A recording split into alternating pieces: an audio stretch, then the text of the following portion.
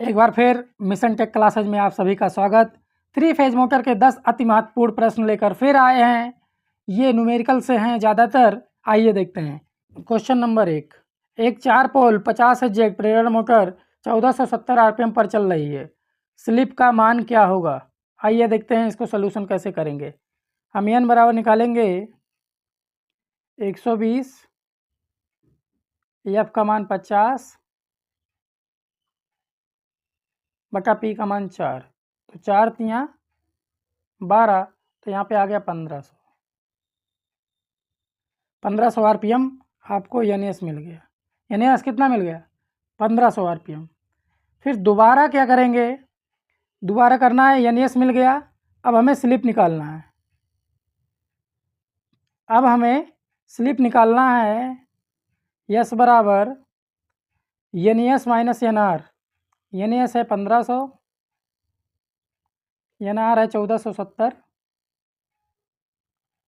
बटा 1500 गुणे 100। क्लियर? अब यहाँ से आ जाएगा, ये आ जाएगा 30 बटा 15, 30 बटा 15, फिर 15 से काट देंगे, आ जाएगा 2। तो जो स्लिप आ गया वो आ गया 2%। कितना आ गया स्लिप? 2% आ गया। तो अब देखते हैं जो स्लिप आया वो यस बराबर आ गया 2%, और परसेंट को हम लिख सकते हैं 2/100। 100 को लिख सकते हैं 0.02।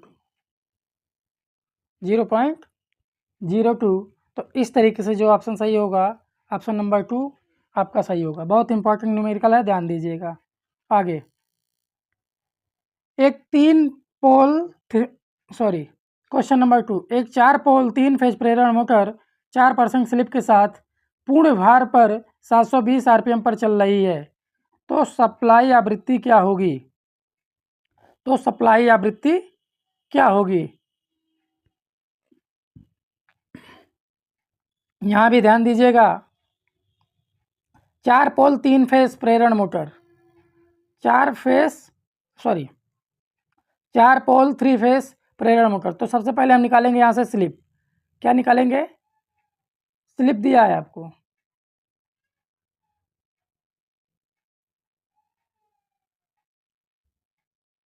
अब बात करते हैं प्रश्न नंबर 2 की। एक 4 पोल 3 फेज प्रेरण मोटर 4% स्लिप के साथ पूर्ण भार पर 720 आरपीएम पर चल रही है। 4% स्लिप के साथ पूर्ण भार पर 720 आरपीएम पर चल रही है। सप्लाई आवृत्ति क्या होगी? यहाँ पे दिया क्या क्या है? ये है आपका एनआर, और ये है आपका स्लिप, और ये आपका पोल। तो जो फार्मूला होता है वो होता है स्लिप बराबर एनएस माइनस एनआर बटा एनएस। क्लियर? ये ध्यान दीजिए, गुणे 100। तो इसी फार्मूले पे लगाते हैं। अब हमें क्या क्या दिया है? यस दिया है 4 बराबर। अब यहाँ पे एनएस ज्ञात करना है। एनआर 720 दिया है बटा एनएस, यहाँ पे गुणे में 100।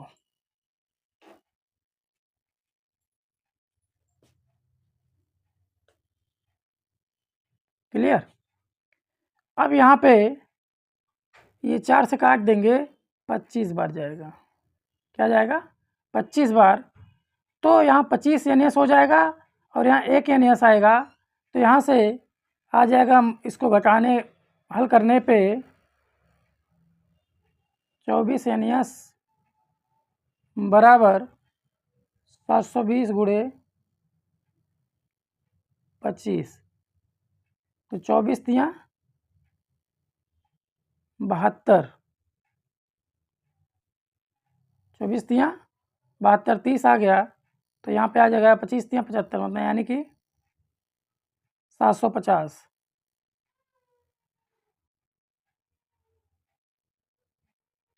जो सिंक्रोनस गति निकली वो 750 आरपीएम आ गई। क्लियर। अब देखते हैं अब सप्लाई आवृत्ति कैसे निकलेगी। सप्लाई आवृत्ति निकालने के लिए पहले हमें यहाँ पे एन क्या आ गया, एन आ गया 750 और पी एच आर, तो फ्रीक्वेंसी क्या होगी, यह बराबर पी एन बटा 120, 0 से 0 कट गया, 4 तियाँ 12, 3 से कटेंगे 25, तो एफ एस एज ए जो फ्रीक्वेंसी आई वो आ गई अब बराबर 50, सॉरी जो फ्रीक्वेंसी आई वो एफ आ गई 25। अब हमारा होता है रोटर फ्रीक्वेंसी बराबर, तो यहाँ पे सप्लाई फ्रीक्वेंसी ज्ञात करनी थी, तो सप्लाई फ्रीक्वेंसी कितना आ गया आपका 25 Hz। कितना आ गया 25 Hz।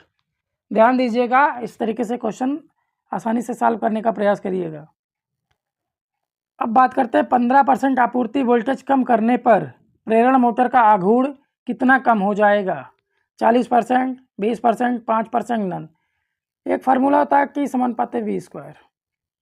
ध्यान दीजिएगा कि समानुपात वी स्क्वायर हम लोगों ने पढ़ा है, जब किसी एक ही मैटर में वोल्टेज को बढ़ाया या घटाया जाए तो एक फार्मूला जो काम करता है वो कुछ इस तरीके से काम करता है, एक्स वाई 500।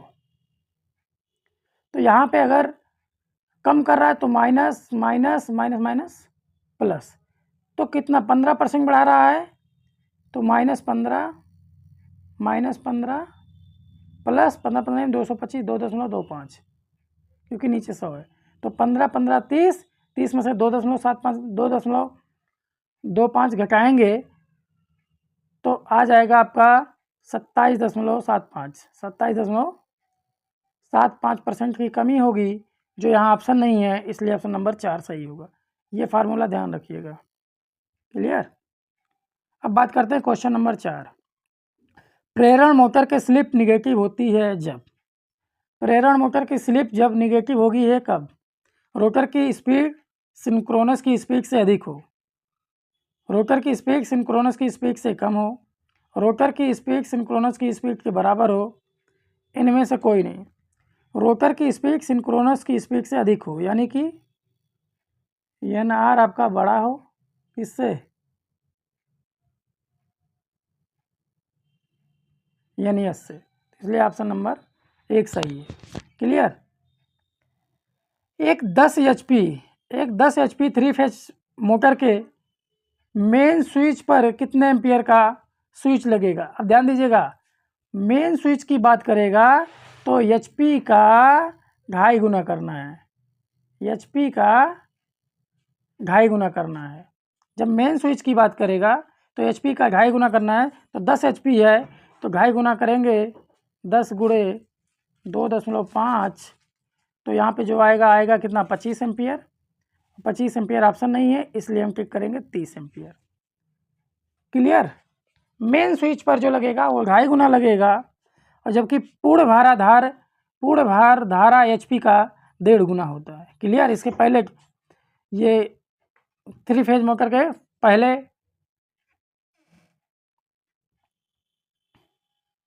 ये फर्स्ट लेक्चर में ये बताया गया था। क्लियर। अब बात करते हैं क्वेश्चन नंबर 6। 3 फेज मोटर में ऐसी कौन सी मोटर है जिसकी घूर्णन गति 0 से अधिकतम के मध्य परिवर्तित की जा सकती है। ऐसा 3 फेज कौन सा मोटर है जिसकी गति 0 से अधिकतम के मध्य परिवर्तित की जा सकती है।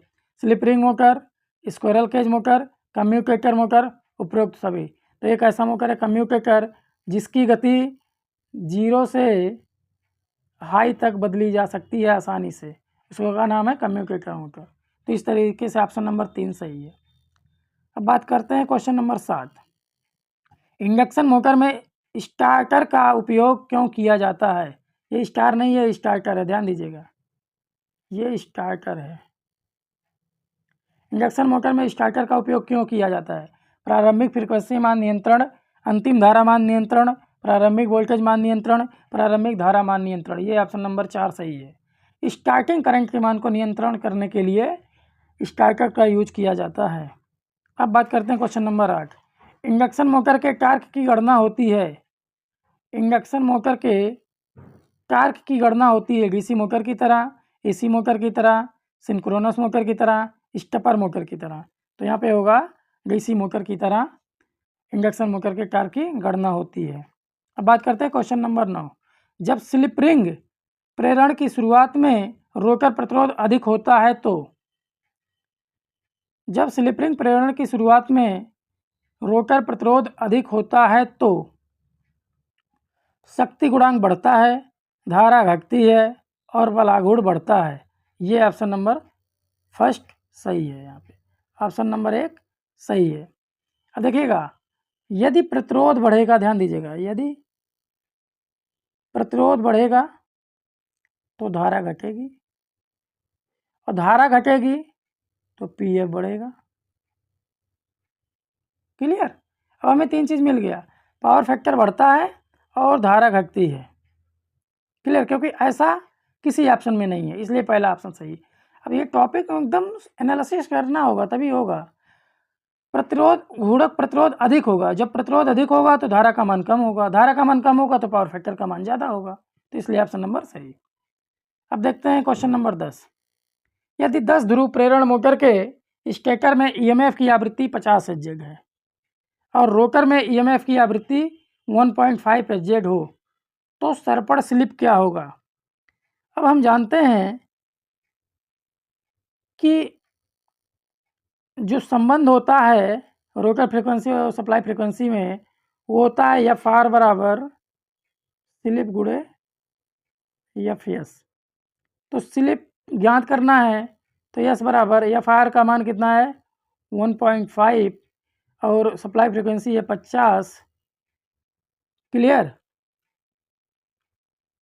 तो यहाँ से जब हल करेंगे तो हो जाएगा 15/500, क्योंकि दशमलव हटेगा, 5 तियाँ 15, अगर 3/100 इसको लिख सकते हैं 0.03, 0.03 ऑप्शन नंबर 4। क्लियर? ये ध्यान दीजिएगा, ये जो है वो संबंध होता है रोटर फ्रीक्वेंसी, स्लिप और सप्लाई फ्रीक्वेंसी में। इस तरीके से अगर वीडियो अच्छा लगा हो तो चैनल को लाइक करें, सब्सक्राइब करें, शेयर करना ना भूलें। साथ में हमारा व्हाट्सएप लिंक से जुड़ना हो तो डिस्क्रिप्शन बॉक्स में दे दिया जाएगा, जिससे आप जुड़िए और आपको PDF मिलता रहेगा। थैंक यू, धन्यवाद।